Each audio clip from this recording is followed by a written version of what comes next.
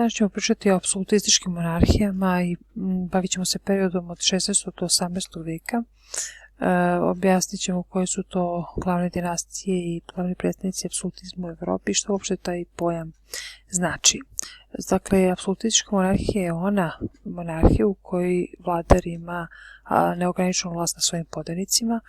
Vladari su poticali znamenitih dinastija, imali velelepne dvorce, izdržavali se praktično upravo tih podanika, to kojima su imali neograničenu vlast i oni su bili dužni da plaćaju poreze, kojima su vladari izdržavali vojsku, administraciju i upravljali čitavom državom. Dinastija je zapravo vladarska porodica u kojoj se vlast nasljeđivala putem primogeniture sa oca na najstarijeg sina. Pominjali smo već slavne dinastije Evrope, Habsburge, Tudore, Bourbone, Romanove i mnoge druge. Svaka od ovih dinastija imala je neki svoj slavni dvorac u kome je boravila, pa su recimo Bourboni imali Versailles, Habsburzi su, oni španski imali Escorial, austrijski su imali Schönbrunn, Romanovi su imali Peterhof i tako dalje i tako dalje. Na čelu državne uprave bio je vladar, ispod njega bio je državni savjet. Parlament je postojao, ali on je bio maltene zanemaren, a ispod je bila vojska, administracija i lokalna uprava. Pa da krenemo najprej od Habsburga, koji su vladali čitavim nizom teritorija. Oni su doživjeli veliki uspon u 16. veku kada je njihov član Karlo V, koji je prethodno već bio španski kralj od 1516. do 1556. godine, ali je postao car Svetovrinskog carstva od 1519. do 1556. godine. On je znao da kaže dok ostali ratuju, ti se već na Austriju, ženi se udaj. I zaista je njegova teritorija bila jako velika i on je tu teritoriju zapravo širio uglavnom dobrim političkim savezima i ženidbenim vezama. Pa ono što možemo vidjeti jeste da je na prostoru Evrope Habsburška monarhija u vreme Karla V uhvatala i Španiju, i Nizozemsku, i Švajcarsku, i prostor Južne Nemačke, Austriju, jednog dela Severne Italije, Južne Italije, Sicilije i Sardinije, također čitav prostor Južne Amerike sem Brazila. Njegov naslednik Filip II je želeo da dalje nastavi da širi svoju teritoriju u ženidbenim vezama, pa je ponudio brak Elizabeti I. Njoj je malo godilo da to što je on prosi, ali kada je on poželao da je oženi, ona ga je odbila, na što je Filip II pokrenuo špansku armadu protiv engleske flote i doživao strašan poraz, što zbog nevremena, što zbog zaista borbi protiv engleske vojske. Nakon toga Španija počinje da slabi. Ovdje vidimo i jedan od dvoraca Escorial u Španiji, Filipov dvorac u Španiji. U Francuskoj su u vreme kojim se trenutno bavimo vladari dolazili iz loze Bourbona. Prvi koga smo pomenuli da bi iz loze Bourbona bio Henri IV. On je vladao od 1589. do 1610. godine. Tek za vreme Luja XIII, koji je vladao od 1610. do 1643. godine, jasno je definisana ideologija po kojoj je sva vlast pripadala vladaru, i to za vreme kardinala Richelieu, koji je bio i neka vrsta teoretičara apsolutizma u Francuskoj. U skladu sa tim, Luj XIII gotovo uopšte nije sazivao, odnosno on je od 1614. godine raspustio Skupštinu državnih staleža i ona se sledeći 175 godina dok Luju XVI nije zatrebao novac, pa je trebalo da poveća poreze, nije ni sazivala. Dakle, vidimo Henrija IV, kardinala Richelieu, Luja XIII. Zanimljivo je recimo da je Aleksandar Dima stariji radnju svog romana Tri musketara svrstao upravo u period vladavine Luja XIII i kada je kardinal Richelieu obavljao svoju dužnost po samoj knjizi, koja je naravno fikcija istorijska, ali nekako i oslikava kako su ljudi posmatrali kardinala Richelieu. On je bio negativac u svojoj knjizi, a s druge strane kralj je bio predstavljen kao neko kome treba pomoć musketara, odnosno trojice hrabrih ljudi koji su pripadali njegovi gardi. Za vreme sledećeg francuskog kralja, Luja XIV, kralja sunca, on je vladao od 1643. do 1715. godine, dolazi do daljeg jačanja apsolutizma. Luj XIV je svoj glavni predstavnik apsolutizma u Francuskoj. On je često na svojim zabavama znao da se obuče, maskira u sunce, pa su ga zato tako i zvali.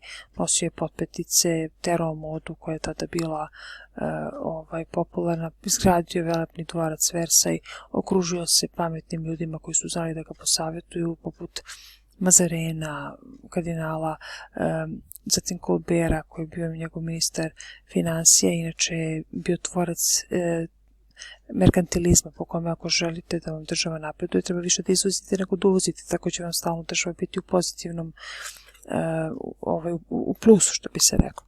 I pošto je kao mlad doživao neprijatnu pobunu vlastela, on je su vlastelu doveo na dvor kako bi mu bila na oku. Vodio je brojne ratove, u nekima je pobeđivao, nekima je izgubio, recimo nakon rata za špansko nasleđe on je izgubio severnoameričke kolonije, ali zato dobio Alzas i Franche-Comté.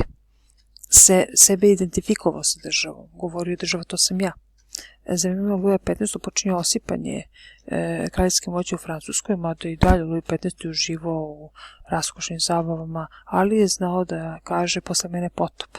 I zaista za vreme Luja XVI, koji ga je nasledio i vladao do 1792. godine, nastupit će francuska buržovska, odnosno francuska građanska revolucija, a sam kralj će biti svrgnut i ubijen. Evo kako izgleda dvorac Bourbona, Versaj i ta prelepa palata. U Engleskoj su apsolutistički vladali Tudori, glavni predstavnici bili su Henry VIII i njegova ćerka Elizabeta I. Henry VIII je poznat po tome što uveo anglikanizam, zato što papa nije htio da mu dozvoli da se razvede od njegove supruge Katarine Aragonske. Međutim, iako se oženio Anom Boleyn, uveo, rekla sam već, anglikanizam, da bi tako nešto moglo da sprovede, ni ona mu nije dala naslednika, sad više nije hteo da se razvodi, nego je optužio za veštičarenje i pogubio, a sledeće 4 žene su se smenjivale jedna za drugom i dobio i sina, ali njegov naslednik nije bio, pravi naslednik nije bio njegov sin, nego njegova ćerka Elizabeta I, tokom čije vladavine od 1558. i 1603. godine je postavljen temelj britanske kolonijalne moći. Ona je bila veliki mecena, izdržavala je brojne umetnike, među kojima je bio i slavni danski pisac William Shakespeare, čitave epoha se po njoj zove Elizabetanska. Zamkovi, postoji mnogo rezidencija u Engleskoj, ali recimo aktualni u ovom periodu bili su Windsor i Whitehall. U Rusiji vladala je dinastija Romanov od 1630. do oktobarske revolucije 1917. godine. Apsolutizam se razvija za vreme Petra Velikog, koji je vladao od 1682. do 1725. godine. Tokom njegove vladavine Rusija izbija na Baltik i gradi novu prestonicu Sankt Peterburg, gde je podigao i velepni dvorac Peterhof, koji je zapravo bio ruski Versaj, tako su ga i nazivali.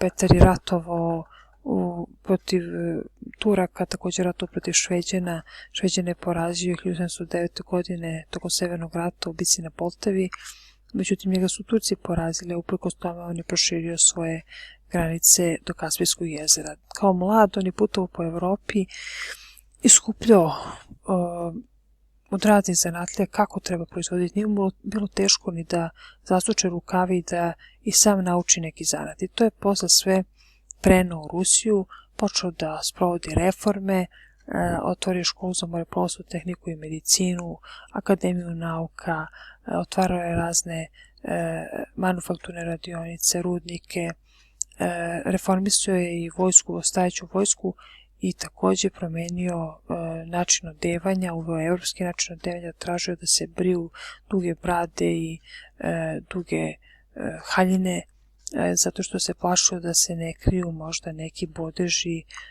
ispod tih brada ili da se ne pokuša neki atentat.